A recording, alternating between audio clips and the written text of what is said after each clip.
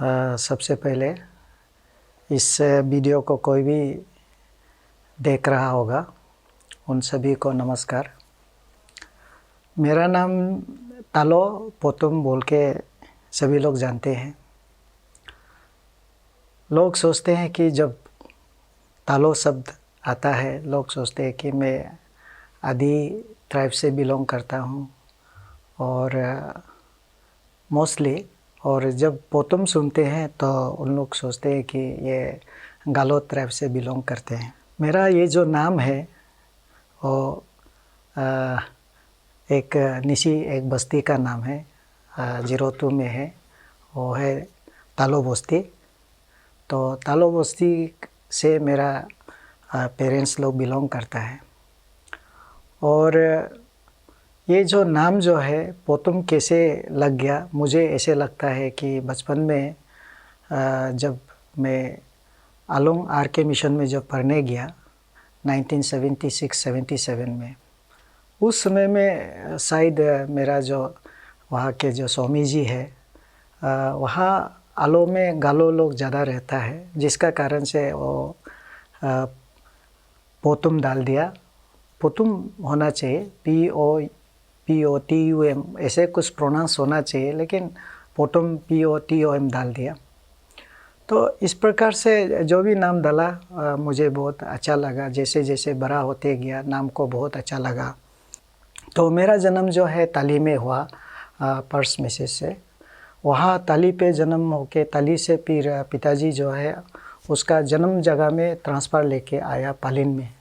तो पालिन में पिताजी आने का बाद पिताजी का वही मृत्यु हो जाता है। लेकिन उससे पहले जब हमको स्कूल का बात हमको अभी भी याद है, उस समय में पालिन से हम आलो आरके मिशन जाने के लिए मिनिमम 7 डेज़ 8 डेज़ लगता था। हम लोग का 2 दिन का पैदल जाके जीरो पहुंचता था। तो जीरो में बास आज का जैसे नहीं था। बास जो है आपका ये अंचल समिति बास बोल के चलता था। वो बास जो है कभी कभी जाने को मिलता था, नहीं तो खराब होके बैठता था। वहाँ से फिर लखीमपुर एक दिन टिकट मिला, तो फिर लखीमपुर से हम क्या करते थे, और रिक्शा में ट्रेन स्टेशन में जाता है। ट्रेन स्टेशन ट्रेन को लेके फिर हम लोग सिलापत्थर में एक रात वहाँ सोना होता है। अभी भी याद है चौथा समय में। लेकिन हमको टिकट नहीं मिलता था, आलो का टिकट। अभी तो आलो बोलता है, उसमें आलोंग बोलता था, ALONG आलोंग बोलता था। तो उसमें में लिखावाली में भी कोई बस्ती नहीं था। उसमें में एक कच्चा एक घर था, वो घर से हम लोग जाके टिकट लेता था बास का। फिर सिलापत्थर में आके नेपाल होटल बोल के एक होटल था, वो कच्चा घर था। आज तो सिलापत्थर तो पूरा शहर हो गया। हम लोग जब गया था एक कच्चा घर नेपाल होटल था, वहाँ पे हम लोग रेलवे स्टेशन से नाम के वहाँ हम लोग सोता है। फिर नेक्स्ट दिन में एक गाड़ी आता है तो हम लोग आलो पहुँचता था। तो आरके मिशन में क्लास 10 तक हमने पढ़ाई किया।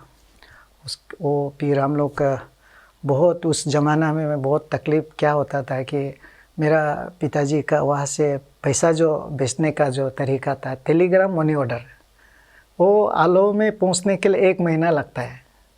तो 1 महीना लगता है। तो कभी एक बार तो वेकेशन में ऐसे हो गया कि हमारा पैसा नहीं पहुंचा। मैं निकाला 3 दिन 3 रात खाना नहीं खाया, जैसे तैसे करके बस टिकट लेके घर पहुंचा। तो उस ज़माना में ऐसे था। लेकिन आज हमको मालूम हुआ है कि उस ज़माने में सबसे अरुणाचल का बेस्ट स्कूल था आरके मिशन स्कूल।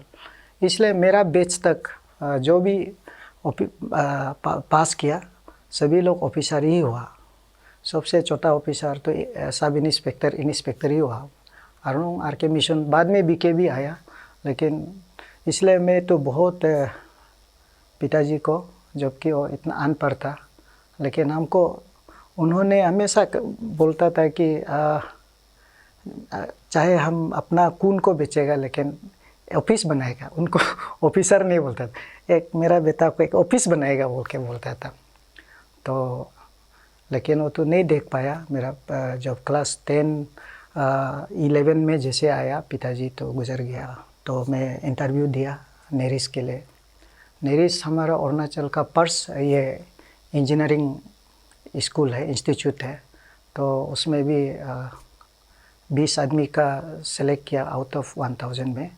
तो 20 में हमको सीट मिला, तो मैंने रिस में क्लास 10 का बाद डायरेक्ट ज्वाइन किया। तो 6 साल का जो कोर्स है वो कंप्लीट किया, बीटेक इन सिविल इंजीनियरिंग किया।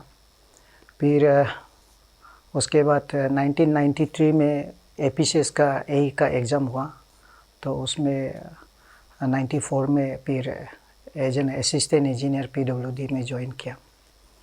तो ये जो इंजीनियरिंग का जो मेरा 15-16 साल का जो सफ़र था, वो भी ऐसे अच्छा था, लेकिन इसमें काफ़ी संघर्ष करना पड़ा, क्योंकि हमारा जो सोच विचार जो है RK मिशन में पढ़ने का वजह से ये एक होता है कि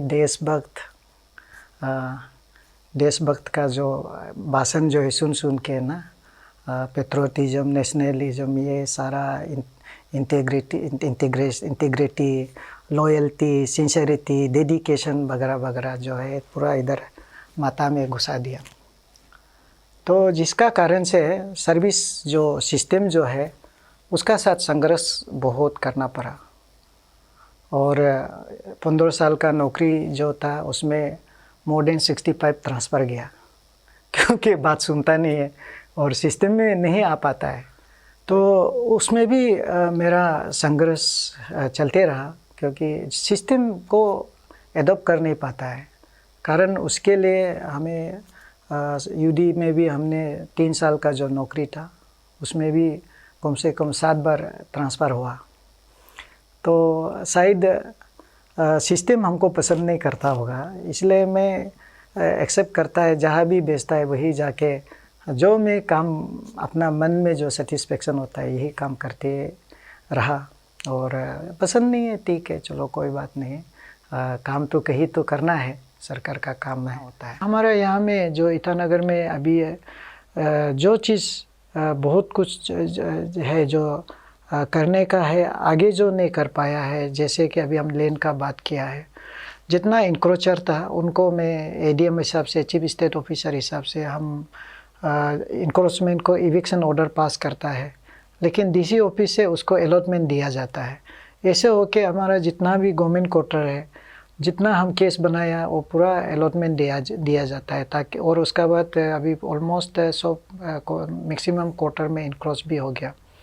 तो अभी हम जैसे ही आया, हम ये केस को देख रहा है कि ताकि कोई इंक्रोचमेंट जो किया है उस अलॉटमेंट को हम लोग जितना कर सकेगा उसको नहीं मिलना है। अगर मिलता है, सरकार चाहता है तो उसको तो हम लोग रोक नहीं सकता है, लेकिन करेक्ट पिक्चर जो है सरकार को देना चाहिए। तो ये लैंड एक बहुत बड़ा इशू है कैपिटल के लिए, इंक्रोचमेंट को लेके बहुत इशू है। इसको अभी हम लोग रिजॉल्व कर रहा है।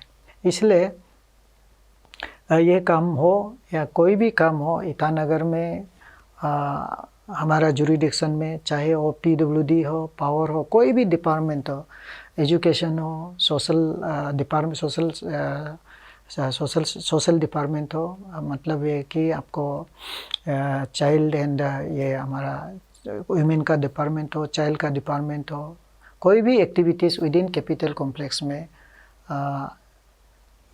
यहाँ एज ए DC कभी भी अगर कोई भी काम की ज़रूरत होगा तो हम उसको फुलफिल करने के लिए कोशिश करेगा। और इस वीडियो को जो भी देख रहा है, खास करके ईटानगर के लोग, हमारा बात को अगर किसी को टेस्ट लगा हो माफ़ी चाहूँगा, और किसी को अच्छा लगा है तो आप हमेशा हमको मोटिवेट करते रहिए, इनकरेजमेंट देते रहिए। थैंक यू, धन्यवाद।